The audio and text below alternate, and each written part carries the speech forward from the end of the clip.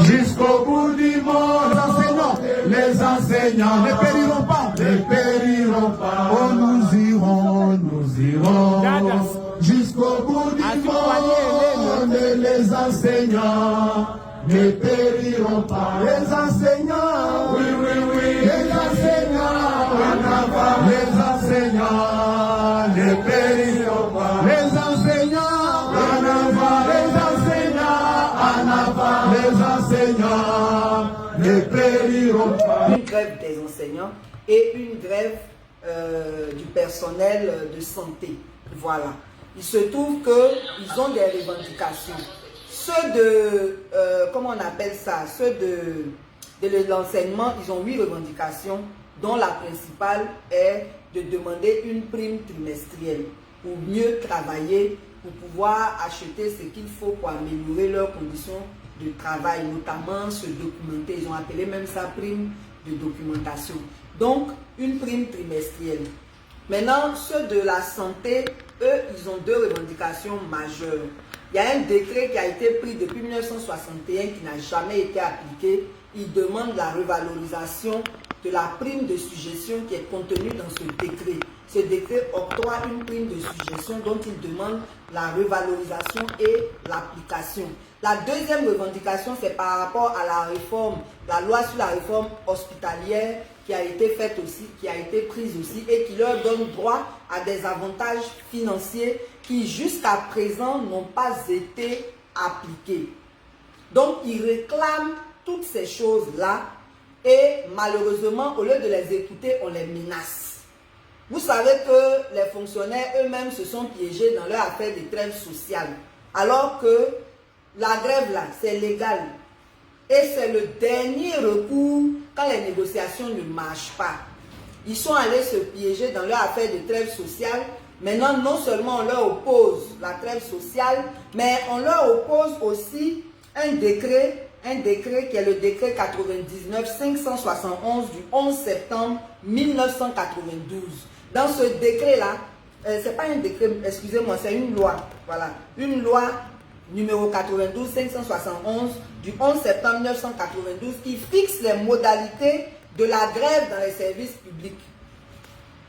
Et dans cette loi-là, pour faire la grève, il faut avoir l'accord du ministère de la fonction publique qui ne donnera jamais cet accord. Donc quand même il y avait la révision du statut général de la fonction publique cette année, les gens ont demandé l'abrogation de cette loi et ça n'a pas été accepté.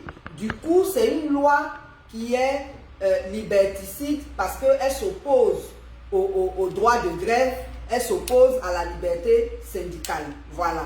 Et donc, c'est cette loi-là que le ministère de la fonction publique brandit pour dire qu'il y aura une répression si la grève se fait. Puisqu'il y a eu un préavis de grève, selon la procédure normale pour aller à la grève, les gens ont respecté cette procédure, ils ont donné un préavis. Et les discussions qui ont eu lieu avant aujourd'hui n'ont pas été productives. Au niveau de l'éducation, on ne leur a rien dit de bon. Alors que ce qu'eux, ils demandaient, c'était qu'il y ait un cadre de discussion. Parce que je vous avais expliqué déjà, quand je vous ai donné les 8 revendications, là, ils ont dit qu'il y a eu un atelier et il devait avoir encore un autre atelier pour valider certaines décisions. Ça n'a pas été effectif. Et dans toutes les discussions qui ont eu lieu avec le ministre, d'abord, tenez-vous bien, d'après ce que j'ai appris hier, ils n'ont même pas discuté avec les grévistes. Ils ont discuté avec ceux qui sont contre la grève. Et c'est ceux-là qui sont venus faire des déclarations à la télé, vous les avez vus. Eux, ils sont contre la grève. C'est eux qui viennent faire des déclarations. Mais les grévistes eux-mêmes, on ne les a pas rencontrés. Donc, ils disent qu'ils veulent un cadre de discussion et un chronogramme. Voilà. Sinon, la grève, elle a commencé aujourd'hui. On a déjà vu des images sur le net d'écoles où il n'y a pas cours. Donc, nous, on veut interpeller la ministre en charge de l'éducation nationale pour dire que vraiment, on n'a qu'à essayer d'être un peu sérieux dans ce pays. Il ne peut pas avoir grève et puis vous allez aller discuter. Hein? Et puis on nous montre les images à la télé. Et moi j'ai regardé RTI hier, j'ai vu ça. La ministre en discussion avec ceux qui ne sont pas grévistes. Bon, ça revient à quoi? Est-ce qu'on a vraiment envie de trouver des solutions? Donc les grévistes attendent qu'eux-mêmes on les reçoive pour discuter avec un chronogramme. Au niveau de la santé, il y a eu des rencontres avec l'inspecteur de la santé, avec d'autres groupes, mais ils ont rencontré le ministre aussi avant-hier. Lui aussi, il dit que ça relève de la compétence du ministre en charge de la fonction publique. Même si, lui aussi, il est ministre, il peut aller parler à son collègue pour dire, bon, pour trouver des solutions. Donc, franchement, il y a des fuites en avant, on ne réduit pas les problèmes, on menace, et ça, c'est pas la solution. La santé et l'éducation, là, ça fait... C'est la base même de notre société. Vous savez très bien que sans la santé, on ne peut rien faire. Sans l'éducation aussi, on est abruti. On ne peut pas être utile à la société. Donc, c'est deux choses qui sont tellement importantes, deux fonctions qui sont tellement importantes dans notre société qu'on ne devrait pas jouer avec. Et puis, ils ne se sont pas entendus, mais vous avez vu que au niveau de la santé, j'ai demandé s'il y aurait un service minimum. Ils m'ont répondu que, en tout cas dans les maternités, ça c'est sûr. Voilà. Donc vraiment, nous, on veut demander pardon au ministre de la fonction publique, au ministre de l'éducation nationale. Ok, excusez-nous, on a eu une petite coupure parce que pour des problèmes techniques, voilà, de connexion. Voilà, ok. Donc j'étais en train de dire qu'il faut qu'on soit sérieux, ne déplaçons pas les problèmes, ne menaçons pas.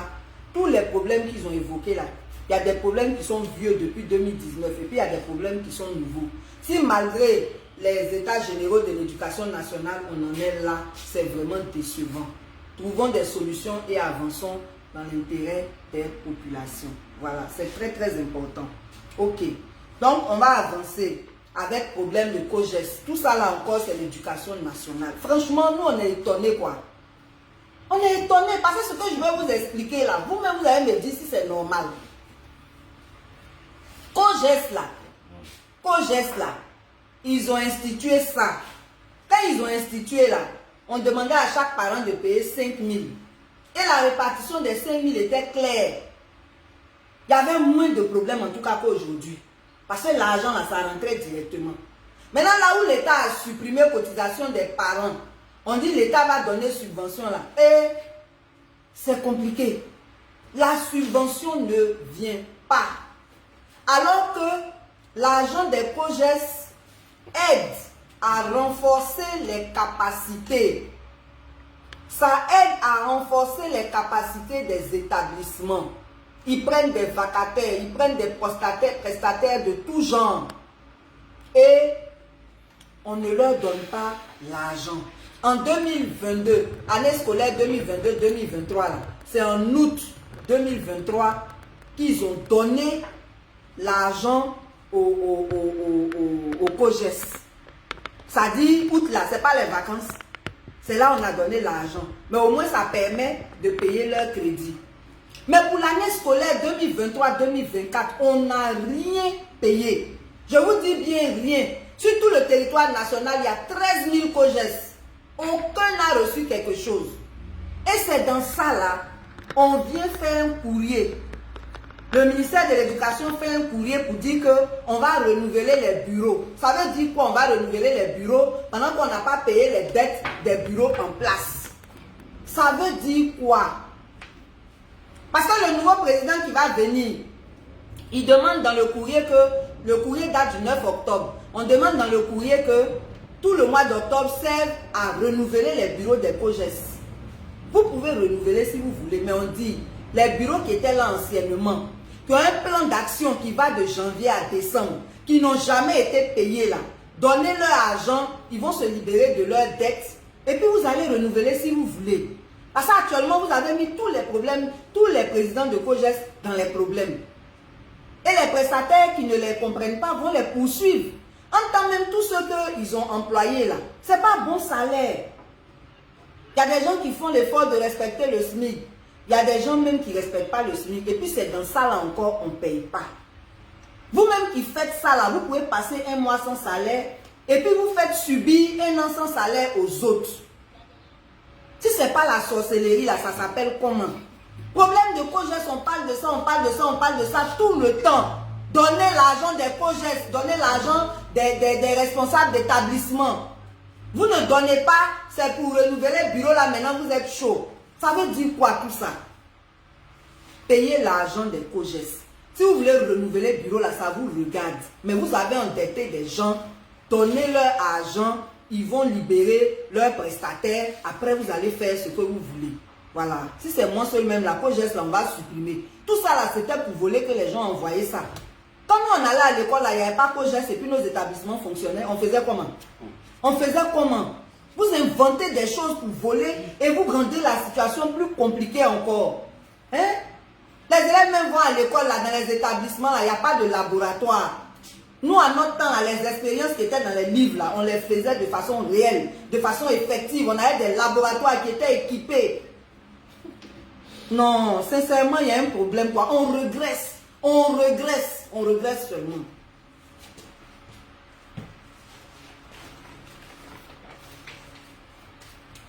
Donc, il y a aussi un problème, toujours à la fonction publique.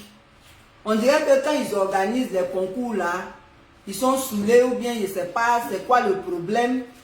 Parce qu'en principe, quand on est un bon manager, on navigue pas à vue. On travaille selon une planification. Et les concours de la fonction publique là, ça ne devait pas être organisé au hasard. C'est en fonction des besoins et en fonction des capacités budgétaires qu'on autorise tel ou tel concours. Mais vous, on ne sait pas comment vous travaillez. Toujours, il y a problème sur vos concours. Voilà qu'il y a 90 éducateurs qui sont admis au concours d'inspecteurs d'orientation. Et puis, finalement, on leur dit non. Vous êtes admis, mais on ne vous prend pas. On ne vous prend plus. En temps pour être admis, là, c'est le ministère lui-même qui ouvre la plateforme où on s'inscrit, où on paye. Ils ont franchi toutes les 8 étapes. Ils ont composé, on a donné les résultats, tout. Et c'est maintenant là, on vient dire qu'on ne peut pas les prendre. Donc sur les 400 admis là, il y a 291 seulement qui ont reçu leur certificat d'admission. Il y a un problème. Pas ces certificats ou arrêtés d'admission là, il y a seulement 291 qui ont eu ça. Les autres là, ils sont là. Bon, quand vous avez déterminé 400 places là, c'était un rêve ou bien qu'est-ce que vous aviez? Qu'est-ce que vous aviez? Et puis des gens vont être admis, ils vont faire leur programme en fonction de ça, et l'administration irresponsable va venir leur dire que non, on ne vous prend plus. Franchement, il y a un problème. Et ça là, c'est pas la première fois. Hein. Ceux-mêmes qui ont la chance qu'on les prend là, après encore même pour les affecter, c'est problème. C'est pour ça qu'il y a dit on navigue à vue. C'est pas sur la base de données scientifiques et objectives qu'on définit les coûts. Ou bien pour avoir l'argent, vous, je sais pas, c'est quoi le problème? Parce que pour passer le concours même là, des fois même pour 500 places, on peut prendre 50 000 candidats. Ça là encore, c'est pas votre faute, les gens viennent compétir. Mais une fois que les gens sont admis là, pourquoi tous ces problèmes? En tout cas, ça fait pas sérieux. Et ceux qui ont subi ce problème là, ils disent qu'ils cherchent à rencontrer la ministre, ils n'y arrivent pas. On freine leur route. Donc tous ceux qui connaissent la ministre de la fonction publique là, allez lui dire qu'il y a des gens qui ont été admis et puis on les bloque. Si c'est elle qui a fait, elle va vous dire. Si c'est pas elle, elle va trouver le moyen de les rencontrer parce que c'est pas normal. Et c'est pas bon pour notre image, c'est pas bon pour notre administration. Vraiment, c'est difficile. Hein? Voilà à Nader aussi. On vous avait déjà dit que là-bas, les gens, les retraités ont des problèmes pour avoir leurs droits. Pour ceux qui n'ont jamais travaillé ou bien qui travaillent déjà, je ne sais pas, mais sachez que une fois que quelqu'un va à la retraite là, il y a deux types d'argent qu'il reçoit. Il reçoit ses droits pour aller à la retraite de l'entreprise où il travaille. Je ne parle pas des gens de la fonction publique, hein, je parle de ceux qui travaillent dans le privé ou le semi-privé là. Ils reçoivent ce qu'on appelle des droits de départ à la retraite. Et c'est fixé selon l'ancienneté, selon la catégorie de la personne. Et ça, c'est l'entreprise qui donne. En général, les retraités, ça les aide en attendant que la pension soit disponible. Par exemple, pension, là aussi, on ne paye pas ça automatiquement. Les gens commencent leur papier 1 an avant. Mais pour payer le premier mois, là, ça dure. Donc, ça aide. Imaginez-vous quelqu'un qui a donné toute sa vie, travaillé pour son pays, travaillé pour son entreprise, donc encore pour son pays. Et puis, au moment où il s'en va à la retraite, il est vieux, il est fatigué. Souvent, ils ont beaucoup de maladies métaboliques. Et parfois, même d'autres n'ont plus l'assurance. C'est maintenant là, on va les fatiguer pour leur donner leur argent. Comme si on voulait les pousser vers la tombe. Mais pour Anader, là même, c'est grave. Aïe! On est en 2024. C'est en 2024 là. On a payé, en juin 2024, c'est là on a payé les retraités de 2021. Juin tout près là, là. On a payé les retraités de 2021.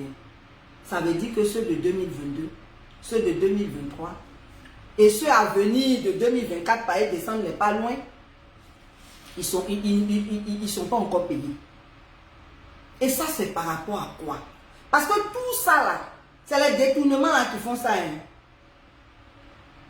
Parce que c'est des sommes qui sont pourvues à l'avance en fait. Ça ne surprend pas. Les bons DRH là, au début de l'année même, ils savent déjà qui sont ceux qui vont partir. Donc, ce n'est pas à la fin de l'année, on ne va pas avoir leur argent pour les faire partir. Et d'ailleurs, même tout le monde ne va pas le même mois. Ça dépend de l'année, le mois où tu es rentré dans l'entreprise. Donc, les départs devaient être programmés de sorte qu'il n'y ait pas de problème. Mais payer 2021, 2024, ça c'est quand tu n'es pas encore mort. Il y a un problème. Donc, vraiment, on veut dire, il n'y a qu'aux retraités de la NADER, que les responsables de la NADER se ressaisissent. C'est pas bien. C'est pas bien. Et le ministère de la protection sociale devait être regardant sur ces choses. C'est pas bien. On est là, on se vante. Notre système de protection sociale est bon. Les gens viennent prendre l'expérience chez nous. Mais dans la pratique, là, ça se passe comment? Et puis on maltraite les retraités comme ça. On ne paye pas vite les pensions. Droit pour aller à la retraite, c'est problème. C'est le système qui est bon, qui est là comme ça. Vraiment, c'est compliqué, hein. Extrait de naissance à Divo. C'est peut-être pas à Divo seulement, mais on nous a signalé le cas de Divo. Vous savez que chaque fois, les cas changent. Et à Divo, là, on nous dit que si tu es pressé d'avoir ton extrait pour aller passer concours ou pour quelque chose qui est urgent, tu es foutu. Il faut attendre 2 semaines, parfois 2 mois, pour avoir un seul extrait de naissance. Sous prétexte que les registres sont perdus. Mais quand le registre est perdu, là, sa solution est là. C'est au tribunal. Vous ne faites pas attendre les gens. Maintenant, ceux qui demandent les extraits, là, ce n'est pas eux qui ont perdu les registres. Et puis, on va leur demander 46 000. Et là, je voudrais m'adresser au ministre en charge de la justice. Vérifiez que les cours que vous donnez sont respectés. Parce qu'il y a trop de magouilles autour des actes judiciaires. Chaque fois, les gens, on les taxe. Ça là, moi j'ai appris qu'ailleurs c'est 25 000. Là, on dit 46 000. C'est quoi le vrai prix? On va se renseigner même sur tous les actes là. Et puis on va venir vous donner les prix ici. Là, les tribunaux où on ne respecte pas là, vous allez venir nous dire et puis on va parler de ça. Parce que c'est pas sérieux. Les gens souffrent déjà. Je vous avais dit la dernière fois, on dit c'est la France, on triche. Là-bas, là, extrait est gratuit. Certificat de nationalité est gratuit. CNI, là, c'est gratuit. Donc, même pour faire un enrôlement, on dit certificat est gratuit, là. On doit faire aussi extrait gratuit. Avec ces extraits, là, on prend pour aller faire certificat de nationalité. Donc, si vous voulez vraiment aider les gens, là, que l'extrait de naissance, là, ça soit gratuit aussi. En tout cas, à Divo, c'est ce qu'on nous a signalé et c'est vraiment dommage. On nous a dit aussi que ceux qui sont nés, qui ont été déclarés un jour férié ou un jour non ouvrable, là, eux aussi, là, on leur dit d'aller à la justice. En tout cas, il faut qu'on clarifie les conditions d'obtention de toutes ces pièces-là. On va prendre toutes les informations et la prochaine fois, on va vous les donner Comme ça, vous allez dénoncer les tribunaux, les sous-préfectures où on ne fait pas les choses correctement. C'est comme ça que vous avez fait. Ils ont supprimé attestation d'identité. Maintenant, les gens ont des problèmes. Parce que CNI aussi, pour avoir ses palabres. Hein? Attestation d'identité, là. Les gens gonflaient les prix à leur gré dans les sous-préfectures.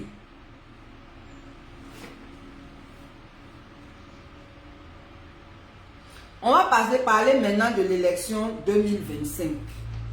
C'est très important. Il y a beaucoup d'aspects. Mais aujourd'hui, là, on va parler seulement de l'enrôlement. Parce que c'est la période qui a commencé. Et nous sommes le 15 octobre. Ça va commencer dans 4 jours. Ça commence le 19 octobre. Ça finit le 10 novembre.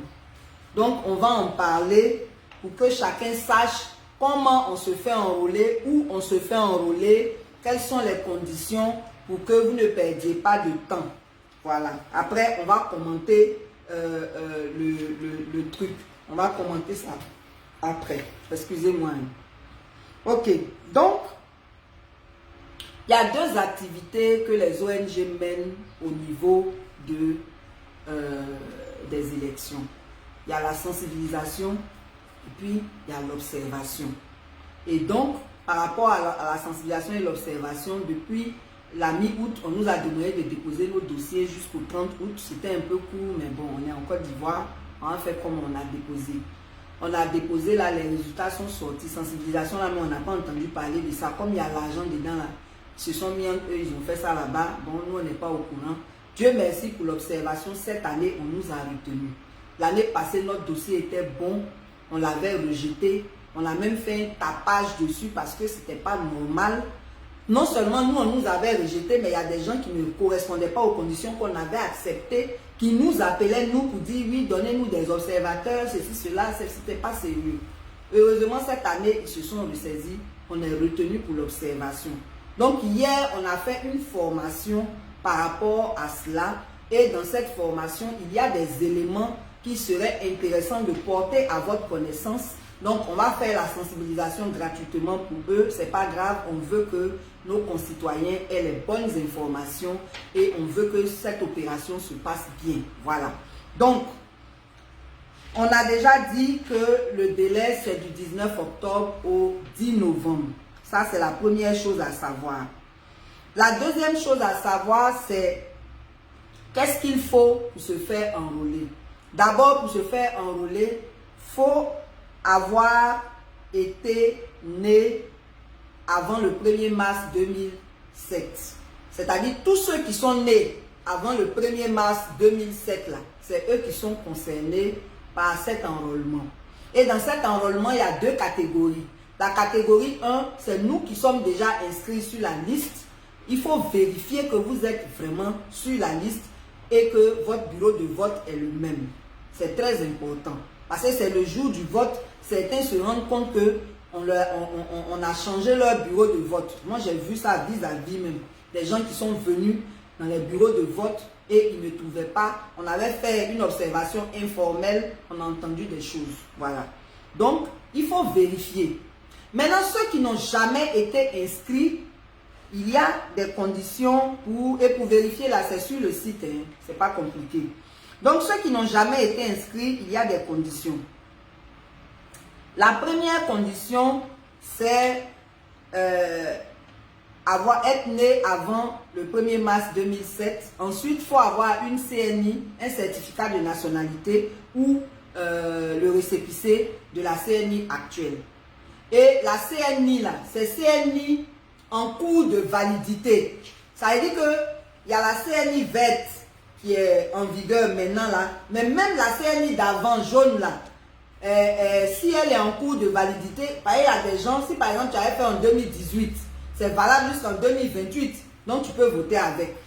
Voilà, c'est très important à préciser. Donc les 2 catégories de CNI. Voilà. Maintenant, pour ceux qui sont à l'extérieur, il y a la CNI, il y a le passeport biométrique ou la carte consulaire. Maintenant, il y a des gens qui veulent changer de lieu de vote. Si vous voulez changer de lieu de vote, ça ne se fait plus en ligne à cause des fraudes et pour lutter contre la transhumance. C'est les arguments qui ont été évoqués. C'est vrai que ça a créé des problèmes à d'autres, mais bon, c'est comme ça. Donc, il faut vous rendre. Écoutez bien, hein. Je suis à Abidjan. J'ai été affecté à Boaké. Et je sais qu'au moment du vote, je serai à Boaké. Ce n'est pas dans mon lieu de vote d'Abidjan que je vais. Je prends mon certificat de résidence de Boaké là, avec ma carte d'électeur. Celui qui n'a pas sa carte d'électeur, il va sur le site, il aura son numéro d'électeur. Je vais avec, dans le bureau de vote, qui n'est pas loin de ma maison où je veux voter là, pour signaler ça. Et eux, quand vous allez arriver là-bas, ils vont vérifier que vous étiez effectivement sur la liste où vous étiez. Et puis, en fonction des pièces que vous allez montrer qui justifient que vous avez été affecté là-bas et votre carte de choses là, votre certificat de résidence, ils vont vous inscrire dans le bureau où vous êtes parti. Voilà comment ça se passe. Vous pouvez aussi utiliser l'attestation de résidence fiscale pour ceux qui sont dans les affaires. Donc, voilà comment on fait pour changer de lieu de vote. Maintenant, il y a des gens qui veulent aussi changer leurs données personnelles. Par exemple, je m'appelle Pulchérie Balé. Je veux maintenant qu'on dise Pulchérie Balé épouse Kofi.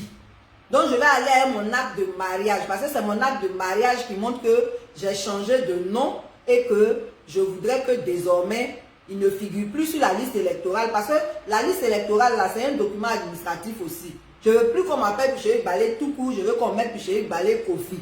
Donc, je vais aller à les éléments qui prouvent que je suis devenu Kofi là pour pouvoir changer. Donc, c'est comme ça. Toutes les données qui sont là-bas, qui doivent être changées là, vous allez avec les justifs, avec votre carte d'électeur ou votre numéro d'électeur et les justifs. Maintenant, il y a les radiations. Les radiations, on appelle ça requête en radiation de personnes décédées. Ça aussi, il y a des pièces. Tu ne vas pas là-bas simplement pour dire « Ah, j'ai ma soeur, j'ai tel parent qui est décédé, enlever son nom sur la liste. » Non. Toi-même, d'abord, il faut préciser que c'est seulement les électeurs qui peuvent faire ça. Si tu n'es pas électeur, tu ne peux pas aller déclarer que tu as quelqu'un qui est décédé qui doit quitter sur la liste électorale. Donc ça concerne seulement les électeurs. Donc tu vas aussi avec ta carte d'électeur ou ton numéro d'électeur, la carte d'électeur ou le numéro d'électeur de la personne décédée, le certificat de décès ou l'acte de décès. L'acte de décès, c'est délivré par la mairie. Le certificat de décès est délivré par le médecin. Ou le certificat de genre de mort. Le certificat de genre de mort, c'est délivré soit par les autorités policières, gendarmerie, tout ça, ou le médecin aussi. Tu vas en tout cas à la preuve que la personne est vraiment décédée. Et c'est avec tout ça là que tu vas, et puis les gens vont prendre, ils vont vérifier, et si c'est vérifié, ils vont retirer le nom de la personne. Donc normalement, les requêtes en radiation là, ça se fait dans la période du contentieux. Mais comme la période du contentieux ne dure pas, dans la période de l'enrôlement aussi, on peut faire ça. Donc, voilà un peu les informations que vous devez savoir. Pour ceux qui sont à l'extérieur du pays, si vous voulez faire ça, puisque vous êtes loin, vous pouvez donner une procuration à quelqu'un, mais là, c'est seulement au tribunal du plateau que vous vous adressez. Voilà.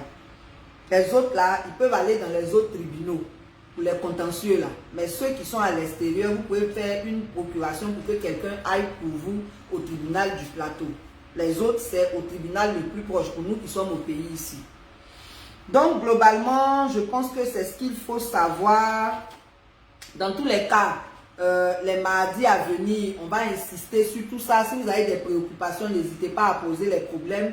On va chercher les réponses pour vous et on va vous le donner le mardi prochain. Et donc, on vous encourage à vous faire enrôler. Vous avez vu tous les problèmes que j'ai dit là. C'est des problèmes de gouvernance.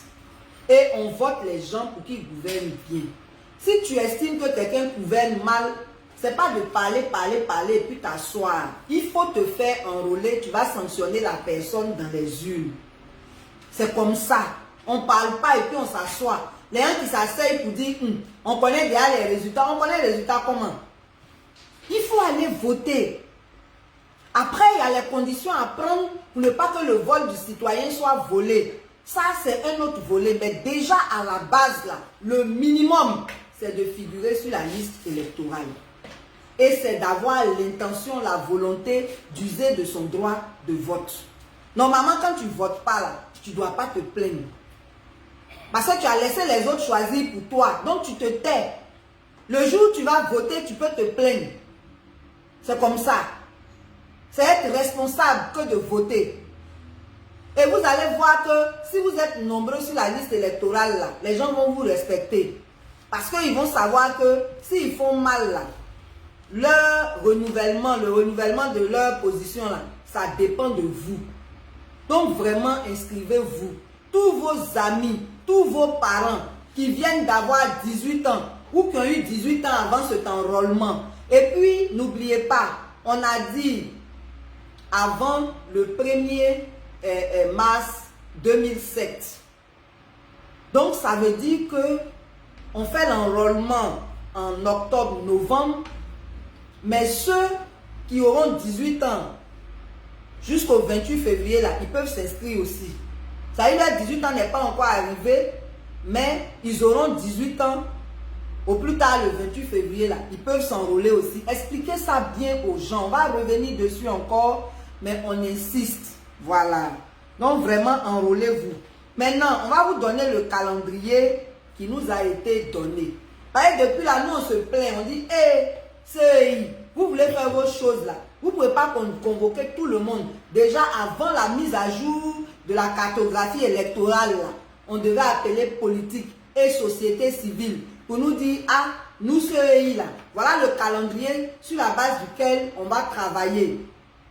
On va donner nos avis. Si les avis sont pertinents, vous allez les prendre en compte. Si ce n'est pas pertinent, vous le laissez. Mais la CEI fait ce qu'elle veut, quand elle veut, comme elle veut. C'est comme ça qu'on a été surpris par la mise à jour de la cartographie électorale. On a été surpris par le renouvellement des CEI locales. On a été surpris même par cette période de révision-là. On l'attendait depuis. On parlait de mi-juillet. Ils ont tout fait. Comme eux, ils n'aiment pas respecter la loi. Et puis, ils ont déjà décidé que l'enrôlement doit se faire à cheval sur 2 années. Alors que le code électoral en son article 6 dit que ça doit être annuel. Ils ont pris tout leur temps. Quand il y a vous donné le calendrier là, vous allez comprendre qu'en 2025, là, il n'y aura pas enrôlement. La CEI s'en fout de la loi. La CEI s'en fout du code électoral. Elle fait ce qu'elle veut. Donc ainsi, on finit avec l'enrôlement le 10 novembre. Donc 3 semaines seulement, alors qu'on avait demandé plus de temps. Ce n'est pas leur problème. L'affichage de la liste provisoire va se faire en février-mars 2025. Le traitement du consensuel va se faire de mars-avril 2025. En fait, ils n'ont pas donné les dates précises, ils ont donné les périodes. C'est-à-dire qu'au plus tard, en mars 2025, la liste provisoire sera affichée. Et ça va être affiché dans les différents lieux de bureau de vote là. Le traitement du consensuel au plus tard en avril 2025. Ensuite, il y aura la prise en compte et l'actualisation des bases de données. Parce qu'après le contentieux, les cas qui auront été validés devront être mis sur la liste. Et donc ça va être fait au plus tard en mai 2025. Et finalement, la liste définitive sera publiée en juin 2025. Donc vous voyez que quand tout le processus finit en juin 2025, là, après ça, là, on va commencer à parler des candidatures. Il n'y a plus à faire de dire qu'on va programmer une révision pour l'année 2025. C'est pour ça qu'on dit qu'à défaut de le faire annuellement, au lieu de prendre 3 semaines, on aurait pu prendre une période plus longue, de sorte que on fasse en sorte que les gens s'inscrivent le plus possible. Malheureusement, on ne nous écoute pas et voilà les faits devant lesquels on nous met. Et ça là, je n'ai pas encore entendu une formation de l'opposition s'en plaindre. Pourtant, c'est vous, on va aller voter là. Vous ne dites rien. On ne sait pas votre opposition là, c'est comment. 3 semaines. 3 semaines pour 2 années. Ça veut dire qu'on ne respecte pas l'article 6 et on nous donne 3 semaines. Et puis vous ne parlez pas. Moi, je vous attends au tournant. Parce que après là, ne venez pas vous plaindre. C'est dès qu'on a décidé, on n'a pas encore commencé là, que vous devez dire que ce n'est pas normal. Et vous devez faire ce que vous avez à faire pour que ça change. Parce que 3 semaines, c'est peu pour 2 années. Donc ça, c'était pour vous donner les informations sur l'enrôlement. Voilà. Donc, pour les membres de ACI qui sont observateurs, ce soir dans notre groupe, on va vous donner toutes les informations. Déjà aujourd'hui, on va nous remettre notre lettre d'accréditation et nos badges. Voilà. On va vous dire comment chacun va récupérer ses badges. On va vous dire aussi comment on va s'organiser pour faire la formation avant le 19. C'est vrai que le temps est court, on fera de notre mieux, mais on va en parler ce soir dans notre groupe. Donc soyez vraiment à l'écoute pour qu'on puisse être les meilleurs observateurs qui soient. Voilà. Ensuite, l'annonce sur notre siège. On vous a dit qu'on était en train de se cotiser pour avoir notre siège. Je veux rappeler cela. On veut dire merci à tous ceux qui ne sont pas de ACI, qui participent quand même. Sinon, pour les membres de ACI, c'est 25 000 pour les membres du conseil d'administration, 20 000 pour les membres de la direction exécutive et les conseillers de la présidente, 15 000 pour nos représentants des brigades citoyennes et au moins 11 000 pour les membres. Voilà. Donc, si vous pouvez faire plus, vous faites plus. Le numéro, c'est le 07 87 211 777. 07 87 211 777. Exclusivement pour le siège, c'est là-bas qu'on fait les dons. Pour les adhésions, donnez-moi le livre là. Pour les adhésions, c'est le 07 57 82 96 08. C'est pour les adhésions. Si vous voulez adhérer à ACI, vous appelez ce numéro. Vous n'avez pas besoin d'appeler sur WhatsApp. Vous laissez un message. Il vous donnera les conditions et puis vous serez membre de ACI. C'est à ce même numéro que nous vous demandons de contacter pour pouvoir avoir ce livre. Tu veux un changement, fais-le toi-même. C'est de l'entrepreneuriat qui parle, mais ça peut s'appliquer à tous les domaines de la vie. Quand on veut un changement, on doit s'impliquer soi-même. Et il vous donne tous les topos, que vous soyez étudiant, que vous soyez travailleur ou retraité, il est toujours possible de faire des affaires. C'est un livre très intéressant, très inspirant pour vous aider à faire les affaires, quel que soit votre statut. Voilà, donc on vous encourage et on en profite pour apporter encore notre soutien à l'auteur du livre qui actuellement est emprisonné. Le livre est à 5 000. Vous le trouverez à la librairie de France, sur Amazon. Et vous pouvez appeler le numéro que j'ai donné, je le répète, 07 57 82 96 08. Acquérir le livre pour non seulement soutenir le frère qui est en prison, mais vous-même, ça vous fera du bien pour changer de vie. Voilà. Merci beaucoup. Voilà. Donc, on vous rappelle aussi que pour les dons, il y a 3 catégories de dons. Il y a les dons pour nos activités. Vous aimez ce que nous faisons. Vous voulez nous donner les moyens de mieux travailler. Vous pouvez appeler ou contacter le 07 47 45 11 45. Vous voulez aussi faire un don à la présidente, c'est le même numéro. S'il y a un cas social que nous avons présenté qui vous intéresse, ou si vous voulez offrir des kits scolaires aux enfants des déguerpis, vous avez aussi la possibilité d'appeler ce même numéro 07 47 45 11 45. Donc, on vient d'écouter toutes ces vidéos ici sur la situation de la grève des enseignants aujourd'hui en Côte d'Ivoire. Vous avez aussi écouté Pulchering Ballet, mais vous avez vu le début des vidéos qu'on vous a montré aujourd'hui pour cette journée. Il ne faut pas écouter toutes ces personnes qui font des sorties pour vous dire non, la grève n'a pas eu lieu. Même la ministre de l'Enseignement, Anne Ouloto, a convoqué une réunion d'urgence justement pour une situation d'urgence. Le problème, c'est aussi ça, avec ce genre de régime. Ils ont souvent un temps pour réagir avant. Ils aiment plus réagir après. Ils aiment pousser le peuple à bout.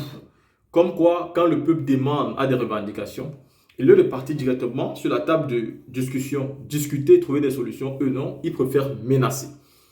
Pulchering Ballet nous a donné des informations comme quoi Et au lieu de discuter avec les grévistes, ils ont plutôt discuté avec ceux qui n'étaient pas d'accord avec la grève. Mais en réalité, à quoi ça vous sert de discuter avec ceux qui sont d'accord avec vous? On ne peut pas dire qu'on veut la paix en temps de paix. Il y a déjà la paix. Donc pourquoi tout le temps prôner je veux la paix en temps de paix? Ça rime à quoi? Et ça cache quoi? Si on demande je veux la paix en temps de paix, ça veut dire qu'en réalité c'est une fait fictive et on sait très bien que le feu brûle en bas.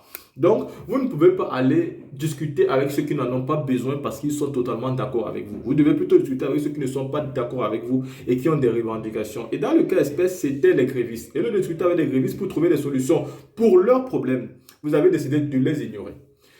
Aujourd'hui, la grève va commencer. Et c'est effectif dans tous les établissements scolaires. Peut-être pas dans tout, mais dans la majorité des établissements scolaires, nous avons vu beaucoup d'écoles qui n'ont pas ouvert aujourd'hui leurs portes. C'est resté totalement fermé. J'ai l'habitude de dire, et vous connaissez que les grèves commencent doucement. Ils peuvent prendre une ampleur inimaginable. C'est d'ailleurs pourquoi Alassane Ouattara a horreur des grèves et même des mobilisations. Parce qu'il sait qu'une mobilisation peut commencer avec 2-3 personnes et si elle persiste, elle peut se retrouver avec des millions de personnes. C'est le début qui est difficile, mais dès que la marche a commencé, c'est souvent très facile pour les autres de vous retrouver dans la marche. Donc, Alassane Ouattara, sachant cela, il fait un maximum d'efforts de toujours casser l'embryon dans l'œuf. Mais qu'il s'agit donc de la grève, qu'est-ce que vous allez faire aux grévistes? Parce qu'ils vont décider tout simplement de ne pas venir travailler. Vous allez les arrêter, les envoyer des convocations, les envoyer en prison parce qu'ils ont dit qu'ils ne travaillent pas? Non, vous ne pouvez pas le faire. Donc, il y a toute manière de faire comprendre à un État que tu dois respecter nos droits. Et c'est ce que les enseignants sont en train de faire aujourd'hui. Gréver, ne pas aller au travail. Et là, ce sont nos enfants qui n'auront pas des cours d'enseignement, qui vont perdre les jours et qui derrière devront avoir beaucoup de soucis. À cause de quoi? À cause d'un gouvernement irresponsable qui ne sait pas prendre les mesures préventives et qui est arrogant, d'un orgueil à n'en point finir, qui aime humilier ses concitoyens, ses citoyens, qui aime déstabiliser et dénigrer tout son peuple. Vous êtes là pour travailler pour le peuple. Normalement, si le peuple est satisfait, vous devez être heureux. Mais si le peuple n'est pas satisfait, même si vous ne voulez rien faire, au moins écoutez-les. Promettez au moins quelque chose, même au moins de réfléchir. Mais vous, qu'est-ce que vous faites? Vous discutez plutôt avec ceux qui n'ont aucun problème, qui sont totalement d'accord avec votre politique. La team, vous avez écouté cette vidéo. Dites-moi comment ça s'est passé aujourd'hui dans votre quartier, dans votre école. Comment ça s'est passé?